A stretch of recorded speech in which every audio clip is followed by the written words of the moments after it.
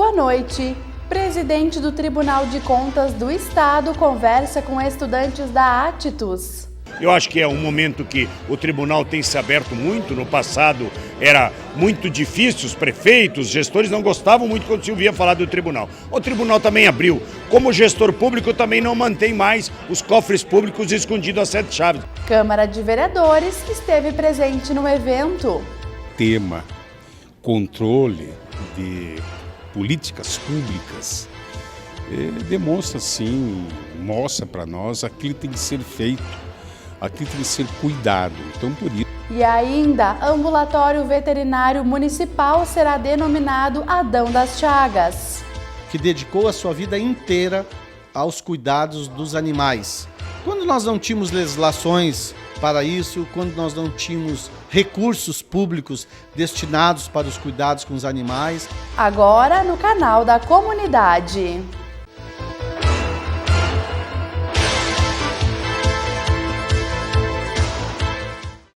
O Tribunal de Contas do Rio Grande do Sul é o órgão encarregado de fiscalizar a adequada aplicação dos recursos públicos pelos gestores municipais e estaduais.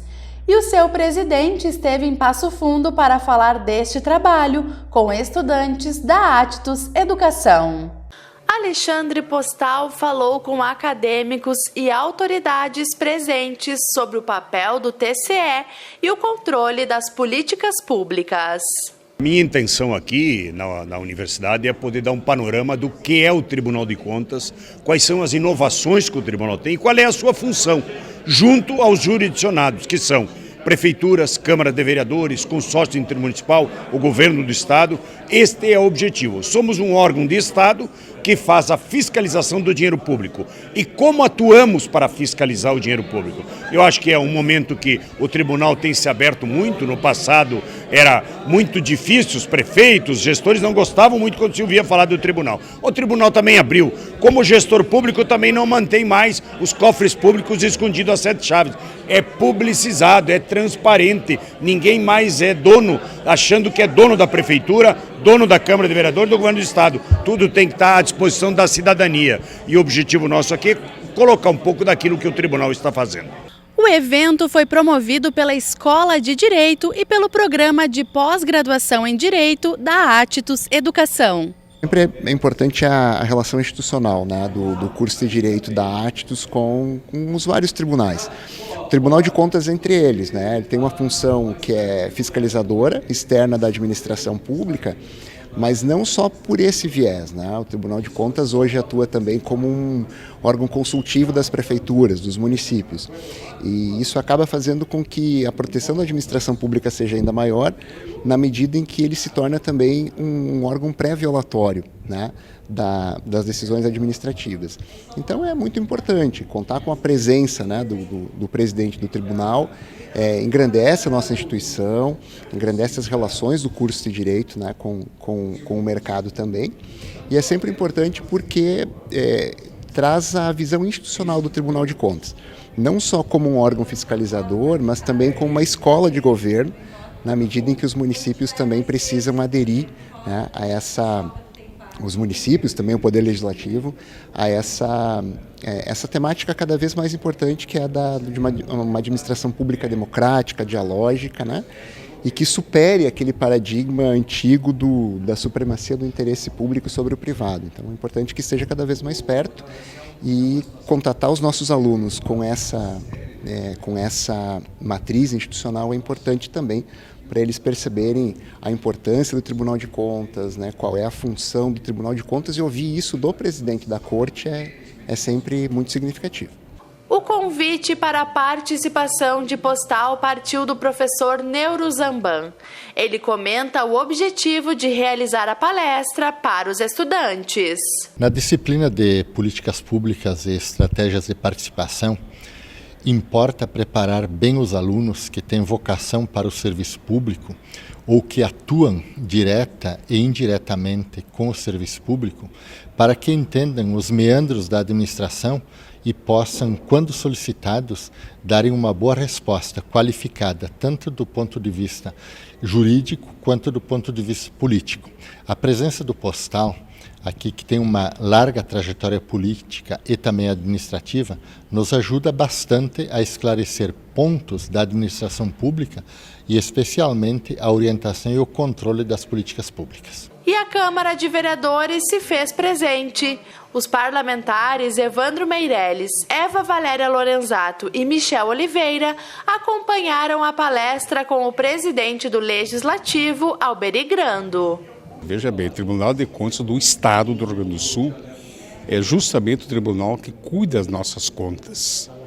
Além do mais, esse tema, controle de políticas públicas, demonstra sim, mostra para nós aquilo que tem que ser feito, aquilo que tem que ser cuidado. Então, por isso, a Câmara de Vereadores aqui presente, representa aqui todos os vereadores, mas principalmente estava muito atento com tudo o que foi dito, porque nós prestamos conta a esse tribunal. Isso é fundamental, então por isso que a presença da Câmara de Vereadores é importante nesse momento. Atendendo aqui um convite dos professores Neuro Zamban e também do coordenador de Direito, Leandro Calete, nós que se formamos aqui, né, somos bacharel em Direito, e é muito importante vir aqui assistir essa palestra aí do nosso presidente do Tribunal de Contas, Alexandre Postal. Isso faz com que aumente o nosso conhecimento e, claro, nós que estamos envolvidos na política, para que possamos fazer política de qualidade e política com prudência. Então, muito importante, é mais uma noite de aprendizado.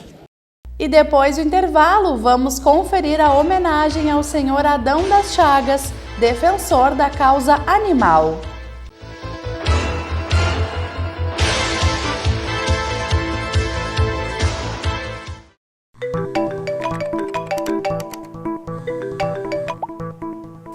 Alô? Não tem interesse não. Não quero esse tipo de serviço não. Obrigada, bom trabalho, viu?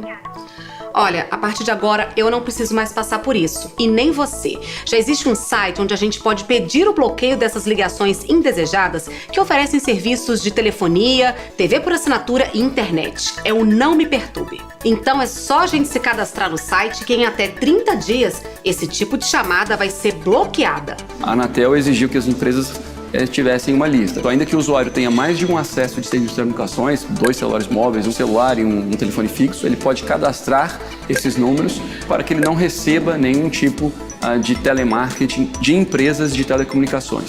Nós estimamos que entre 30% e 35% das chamadas de telemarketing sejam oriundas do setor de telecomunicações e, portanto, eu acho importante que a Anatel efetivamente dê a sua contribuição para minorar esse fardo que é imposto ao consumidor.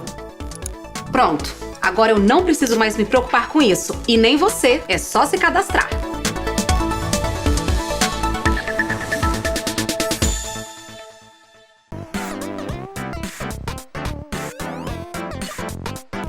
Competência do presidente e vice-presidente. O presidente da Câmara exerce a função legislativa atuando de forma a orientar a elaboração das leis, dirigindo os trabalhos da Casa, presidindo o plenário e dando voto de desempate nas deliberações. Cabe ao presidente convocar, presidir e coordenar os trâmites das reuniões ordinárias e extraordinárias e, quando desejar tomar parte nas discussões, transmitir o cargo ao seu substituto pelo tempo em que estiver se manifestando. Já nas proposições, é o presidente o responsável por arquivar, retirar, declarar prejudicada ou devolver as matérias que estejam em desacordo com o regimento, bem como dar os encaminhamentos pertinentes à continuidade dos seus trâmites, exceto na qualidade de membro da mesa diretora. O presidente não pode oferecer proposições de deliberação obrigatória pelo plenário, nem votar, exceto na eleição da mesa, quando houver empate ou quando o voto depender de quórum especial. Já na condição de vereador, o presidente pode propor indicações, pedidos de informação e pedidos de providências. Em relação às comissões, entre outras atribuições, cabe ao presidente propor requerimento para criar e designar os integrantes das comissões externas,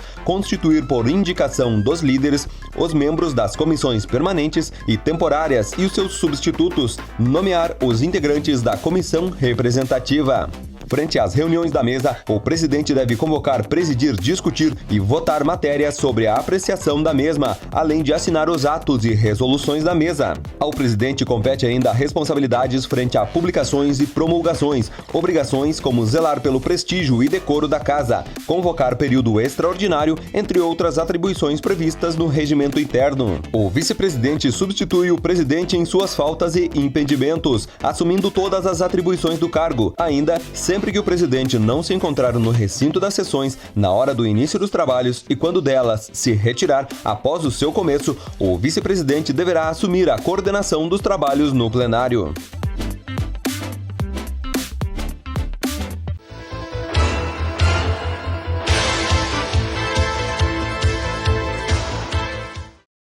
Foi aprovado o projeto de lei que denomina o ambulatório veterinário do município como Adão das Chagas, uma homenagem póstuma a um defensor dos direitos dos animais.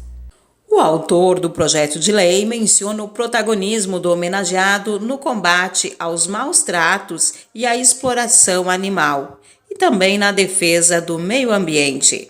Essa referência ao Adão das Chagas, ela empresta mais do que o nome. Ela empresta a história de um homem que dedicou a sua vida inteira aos cuidados dos animais. Quando nós não tínhamos legislações para isso, quando nós não tínhamos recursos públicos destinados para os cuidados com os animais, nós não tínhamos, por exemplo, um ambulatório que atendesse de forma gratuita, ou seja, com recursos públicos, a população, né, animal. Nós não tínhamos nem mesmo uma Secretaria de Meio Ambiente especializada com uma coordenação aos cuidados dos animais. O seu Adão é um cara extraordinário, maravilhoso, recebeu homenagens em vida da Assembleia Legislativa, desta Casa Legislativa, era reconhecido pelos seus amigos, pela população, com a sua belina dourada, andava por toda a cidade, recolhendo os animais que estavam fragilizados e com seus recursos e recursos dos seus amigos, cuidando dos animais. Então, quando nós tivermos ambulatório veterinário Adão das Chagas, lá estará a história de um homem que fez a sua vida o exercício de servir a esta causa e a outras causas humanitárias. O seu Adão das Chagas empresta o seu nome, assim como a sua família autorizou colocar o seu nome no ambulatório, para que lá fique referenciado de que as pessoas devem fazer o bem.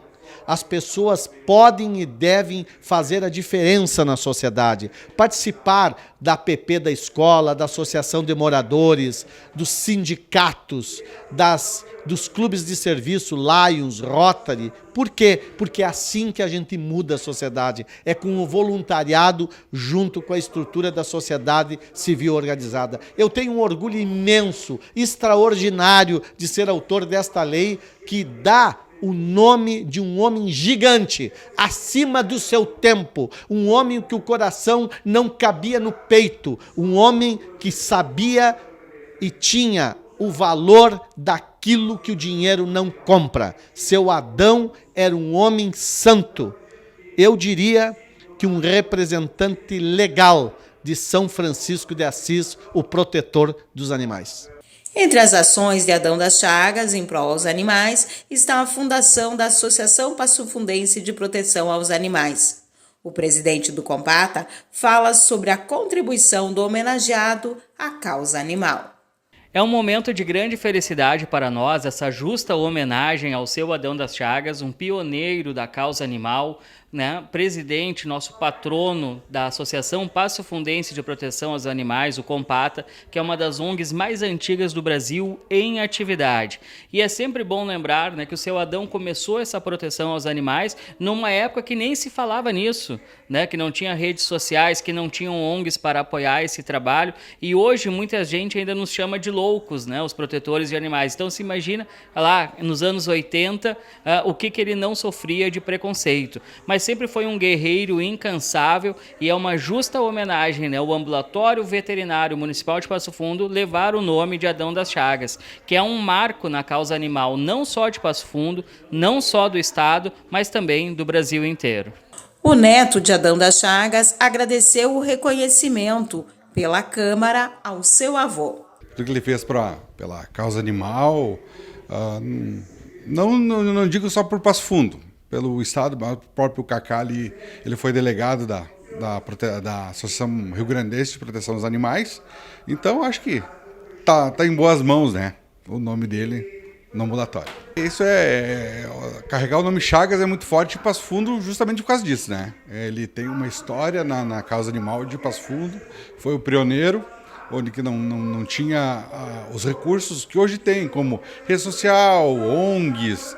Então é muito satisfatório carregar o nome dele e eu vi as histórias de quando tu fala que é neto do Adão das Chagas, muita gente, eu conheci teu avô, tem um pouquinho de história para contar dele.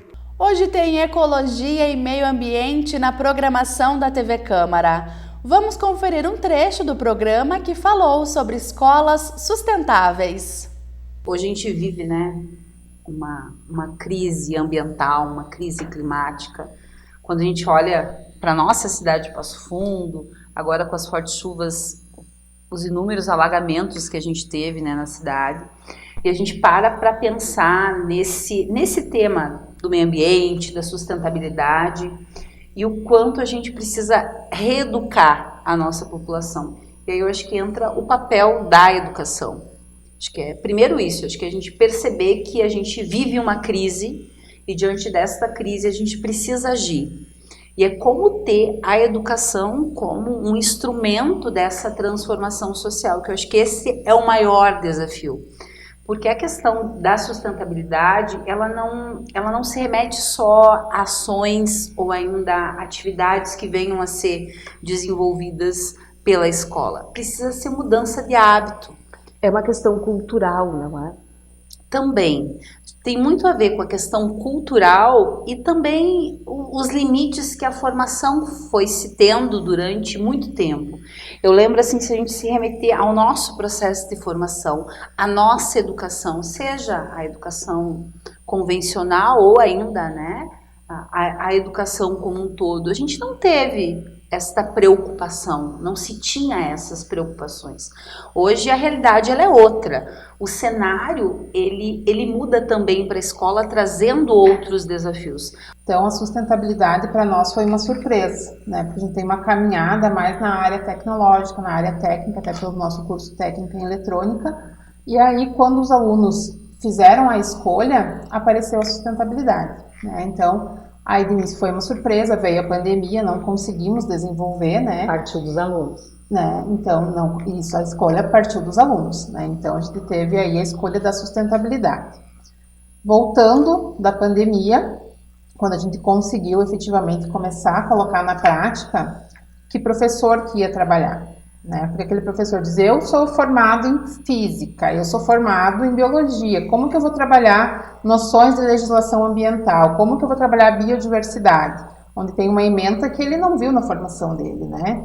Então, aí partiu o desafio de a gente achar o professor que abraçasse a causa, né? E foi aí então que entrou o professor Marcelo e conseguiu cativar os alunos, né? Porque aí, dentro da trilha de sustentabilidade, não é aquela aula de quadro, né? O aluno tem que pôr a mão na massa, né? Então, e aí os alunos foram se engajando e o nosso projeto foi tomando forma em uma proporção maior. Trabalhar com essas turmas, né? E fazer com que essa juventude abrace a causa e realmente tem essa consciência, né, e essa sensibilidade com a sustentabilidade, com um todo, né, da escola, então foi bem desafiador, né. Então nós começamos lá em 2021, né, com as turmas que já se formaram em 2022, com esses projetos. Então eu trabalhei sobre projetos, com mão na massa, né. A minha formação é de laboratório, né, física e experimental.